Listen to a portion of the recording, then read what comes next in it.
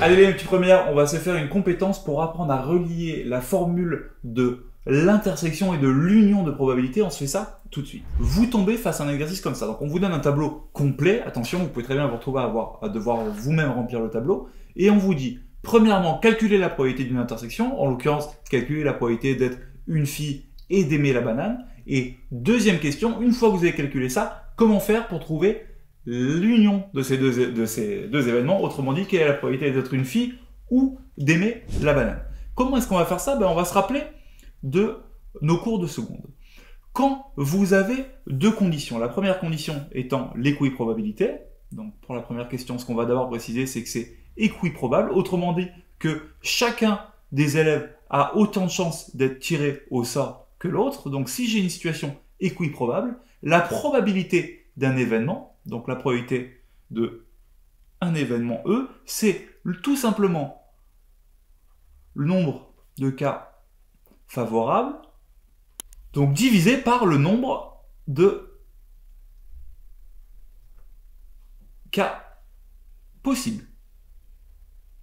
Alors, qu'est-ce que ça veut dire dans le cas de la question 1, c'est-à-dire dans le cas de la question où on veut calculer la probabilité de F et C, d'avoir une fille qui aime la banane? Eh ben, le nombre de cas possibles, c'est finalement combien d'élèves je peux tirer. Dans votre tableau, le nombre d'élèves total, il est assez facile à trouver. Ce nombre d'élèves, c'est 200. Donc je sais que mon nombre de cas possibles, c'est-à-dire le nombre d'élèves que je peux tirer en tout, ça va être 200. La question qu'on peut se poser, c'est qu'est-ce que c'est le nombre de cas favorables? Qu'est-ce que c'est que cette valeur-là? Eh ben, réfléchissons. Si je veux tirer une fille et que cette fille aime la banane, je vais juste aller chercher dans mon tableau qu'est-ce qui est littéralement à l'intersection de je suis une fille et j'aime la banane. Eh ben, ce nombre-là, il est facile à lire. Ce nombre-là, c'est 70. Donc nous, le nombre qui nous intéresse, c'est tout simplement 70. Donc la probabilité d'être une fille et d'aimer la banane, elle a un nombre de cas total de 70. Et vous avez fini le travail. C'est exactement tout ce qu'il y a à faire. Maintenant, je simplifie. J'en ai un 0 ici, un 0 ici.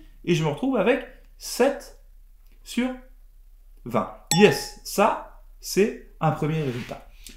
Comment est-ce que, à partir de ce résultat, on va essayer de retrouver la deuxième question, c'est-à-dire la probabilité de F ou C? Et bien, pour se faire ça, on va se rappeler d'une de nos formules de seconde. Et dans cette fiche de seconde, il y a un truc qui est super intéressant.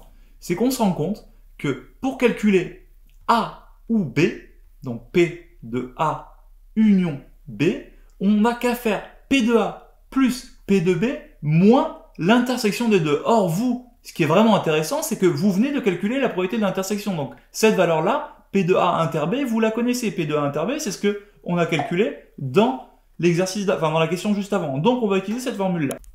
Alors, on va se noter bien dans un coin quelque part le résultat qu'on vient de calculer dans la question 1. Donc, dans la question 1, nous, ce qu'on a trouvé, c'est que la probabilité d'être une fille et d'aimer la banane, elle valait 7 sur 20. Et pour la deuxième question, on va juste utiliser la formule de la fiche. La formule de la fiche, elle nous dit que la probabilité d'être une fille ou d'aimer la banane, c'est tout simplement la probabilité d'être une fille plus la probabilité d'aimer la banane, moins la probabilité d'être une fille et d'aimer la banane. Autrement dit, la probabilité de l'intersection. Problème, cette valeur-là, on vient de la calculer, elle vaut 7 sur 20. Mais que valent ces deux valeurs-là, la probabilité d'une fille et la probabilité d'aimer la banane? Eh ben, on va se les calculer exactement aussi facilement. La probabilité d'être une fille, c'est un quotient. Donc, je mets déjà ma barre de division ici. Évidemment, je mets ma barre pas droite, donc je mets ma barre de division propre ici. La probabilité d'être une fille, c'est le nombre de cas favorables sur le nombre de cas possibles. Bon, le nombre de cas possibles, il n'a pas changé. J'ai toujours une chance sur 200, donc j'ai toujours 200 tirages possibles quand je tire un élève.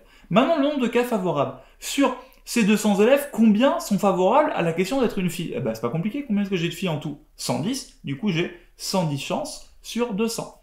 Pareil avec la probabilité d'aimer la banane. Ça aussi, nombre de cas favorables sur nombre de cas possibles. Donc, j'ai mon petit quotient. Le nombre de cas possibles, c'est toujours 200. Et la probabilité d'aimer la banane, c'est ce qu'on lit ici, c'est 150.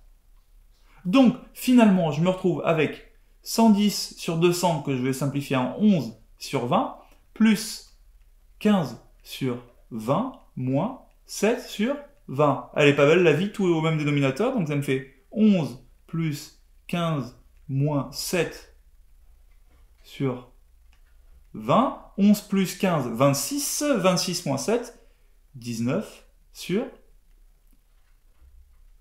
Ben... Ouais, 19 sur 20. Donc 19 chances sur 20 d'aimer la banane.